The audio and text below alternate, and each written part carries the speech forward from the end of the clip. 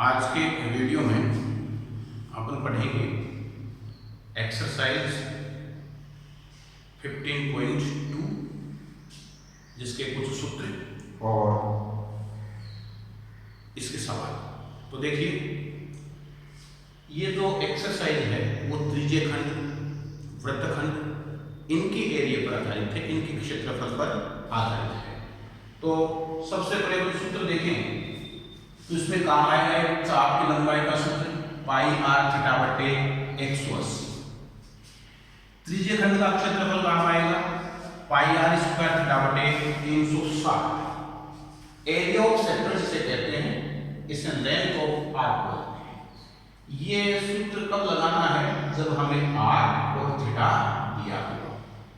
त्रिज्यीय खंड के क्षेत्रफल का एक और सूत्र होता है 1/2 × L × R, कि जब रेडियस दी हुई हो और ये लेंथ ऑफ आर्क दी हुई हो तो ये सूत्र अपन काम में लेते हैं। फिर है लघु वृत्तखंड का क्षेत्रफल, एरिया ऑफ माइनर सेगमेंट, वो है पाई आर स्क्वायर थीटा बटे 360 minus 1/2 R square sine theta. फिर है दीर्घ वृत्तखंड का क्षेत्रफल, एरिया ऑफ मेजर सेगमेंट। तो अगर पाई आर स्क्वायर में से हम लघु वृत्तखंड का क्षेत्रफल माइनस कर दें तो वो हमारे दीर्घ वृत्तखंड का जो क्षेत्रफल है वो हमें प्राप्त हो जाएगा। इस प्रकार के ये सूत्र इसमें काम में आने वाले हैं। अब अपन समझते हैं त्रिज्यीय खंड क्या है, ये चाप की लंबाई क्या है और वृत्तखंड में लघु और दीर्घ क्या होते हैं। तो देखिए, सबसे पहले ये एक्सरसाइज आधारित है वृत्त पर, तो अपन वृत्त बनाते हैं और ये इसका केंद्र है, ये इसकी त्रिज्या है OA, ये इसकी एक त्रिज्या और खींचते हैं OB। दो त्रिज्याओं के द्वारा जो परिबद्ध क्षेत्र है, दो त्रिज्याओं के द्वारा जो परिबद्ध क्षेत्र है ये त्रिज्यीय खंड कहलाता है। छोटा एरिया होता है तो लघु त्रिज्यीय खंड, और ये हो गया दीर्घ त्रिज्यीय खंड। Major sector, minor sector. ये जो कोण बन रहा है इसे थीटा कहते हैं, और एक कोण ये बन गया जो 360 माइनस थीटा होता है, इसका नाम है दीर्घ त्रिज्यीय खंड। दीर्घ त्रिज्यीय खंड, और यह है लघु त्रिज्यीय खंड। Minor sector, major sector. दो त्रिज्याओं के द्वारा जो परिबद्ध क्षेत्र था वो त्रिज्यीय खंड था। तो इस प्रकार आप इनसे दीर्घ और लघु में भी बांट सकते हैं। अब इस त्रिज्यीय खंड में चाप की लंबाई, इस लघु त्रिज्यीय खंड का चाप है AB और दीर्घ त्रिज्यीय खंड का चाप है BA। तो ये होती है चाप की लंबाई की, जैसे A से B की लंबाई और फिर B से A की लंबाई। इस चीज को अपन कहते हैं चाप की लंबाई। अब बात आती है वृत्तखंड की। वृत्तखंड क्या होता है? दो जीवा वृत्त को दो भागों में विभाजित करती है और ये दो बनने वाले भाग ही क्या कहलाते हैं? वृत्तखंड कहलाते हैं। जैसे अपन ने यहां से यहां तक खींची जीवा AB। अब ये भाग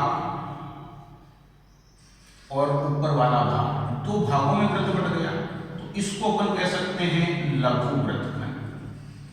इसको कह सकते हैं लघु वृत्तखंड, माइनर सेगमेंट, और ये ऊपर वाला है दीर्घ वृत्तखंड, मेजर सेगमेंट। तो ये लघु वृत्तखंड है और ये दीर्घ वृत्तखंड है। ऊपर वाले को अपन बोल सकते हैं दीर्घ वृत्तखंड।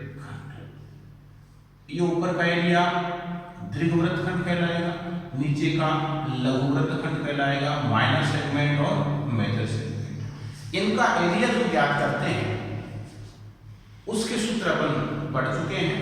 तो 15.2 जो एक्सरसाइज है उसके सवाल हल करते हैं। पहला सवाल देखिए, ये कह रहा है कि एक वृत्त की त्रिज्या 60 सेंटीमीटर है और केंद्र पर अनुकृत कोण 60 डिग्री है। यानी ये 15.2 question first, radius is given 7 centimetre, theta is given 60 degree, त्रिज्या 60 सेंटीमीटर दी है, थीटा 60 डिग्री दिया है। तो कह रहा है चाप की लंबाई ज्ञात कीजिए। लेंथ ऑफ आर्क जिसे कहते हैं, चाप की लंबाई हमें ज्ञात करनी है।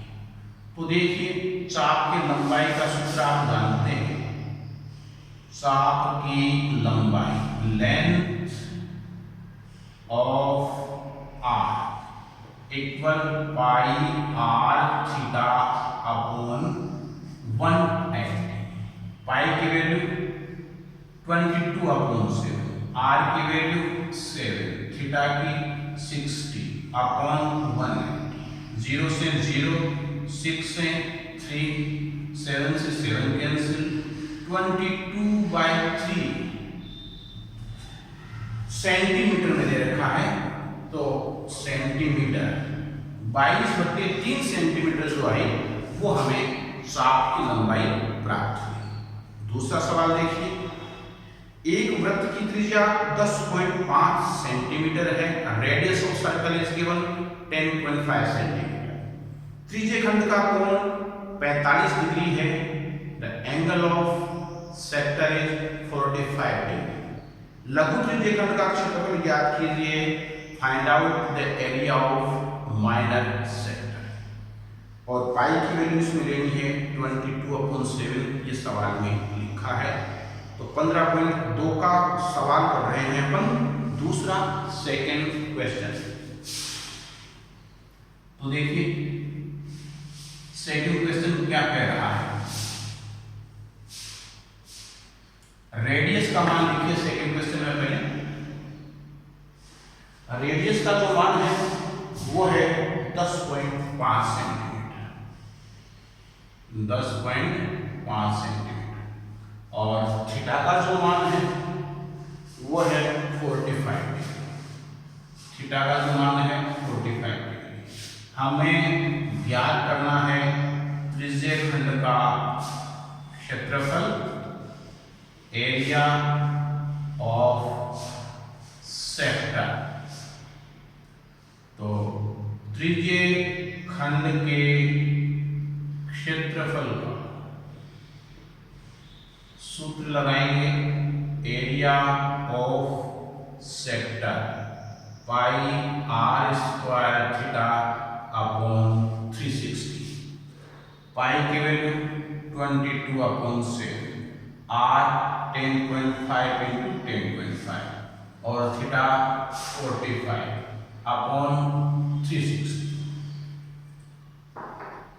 9 से कैंसिल करते हैं, देखिए 45 5 टाइम्स हुआ और ये 4 टाइम्स 4 0, 5 से इसको कैंसिल किया 8 टाइम्स हुआ, 2 से इसको कैंसिल किया 11 टाइम्स, 2 से इसको किया 4 टाइम्स, 7 से इसको कैंसिल किया, ये हुआ 7 1 जा 7 एंड 1.5 टाइम्स। अब हम मल्टीप्लाई कर लें 11 इंटू 1.5 इंटू 10.5 अपॉन 4। जो भी अपने आएगा वो सेंटीमीटर स्क्वायर में क्या आएगा, एरिया ऑफ सेक्टर हमें ये प्राप्त होगा। तो एरिया ऑफ सेक्टर इन सबको मल्टीप्लाई करके अगर 4 से डिवाइड करेंगे तो 43.31 सेंटीमीटर स्क्वायर हमें एरिया ऑफ सेक्टर प्राप्त होता है।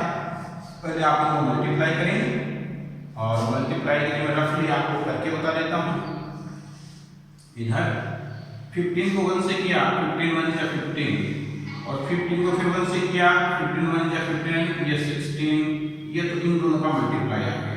अब 10.05 से इसको कर लेते हैं, 10.5 से इसको कर लेते हैं, 5 5 से किया 25 कैरी 2 5 दिया 32 यानी 3 5 1 जा 5 1 3 है। फिर ये क्रॉस लगा लीजिए 5 6 1 5 2 इनको ऐड किया 13 ये आ गया 173.25 अपॉन 4। इसको 4 से डिवाइड करेंगे तो 4 4 या 16 4 3 या 12 4 3 या 12 4 1 या 4 43.31 सेंटीमीटर स्क्वायर जो आएगा वो इसका आंसर हमें प्राप्त होगा। ये था त्रिज्यीय खंड का क्षेत्रफल। अब देखिए इसका क्वेश्चन नंबर 3। क्वेश्चन नंबर 3 में हमें क्या कह रहा है, पढ़ते हैं अभी। क्वेश्चन नंबर 3 कह रहा है एक वृत्त के चाप की लंबाई 12 सेंटीमीटर है, L = 12 सेंटीमीटर और त्रिज्या 7 सेंटीमीटर है, R = 7 सेंटीमीटर। तो त्रिज्यीय खंड का क्षेत्रफल ज्ञात कीजिए। एरिया ऑफ सेक्टर हमें ज्ञात करना है और जिसका फॉर्मूला होता है 1/2 × L × R। ये फॉर्मूला कब होता है? जब हमें L गिवन हो और R गिवन हो। 1/2 L value 12 R value 7 cancel by 2 6 times and 42 centimeter square will be the area of sector।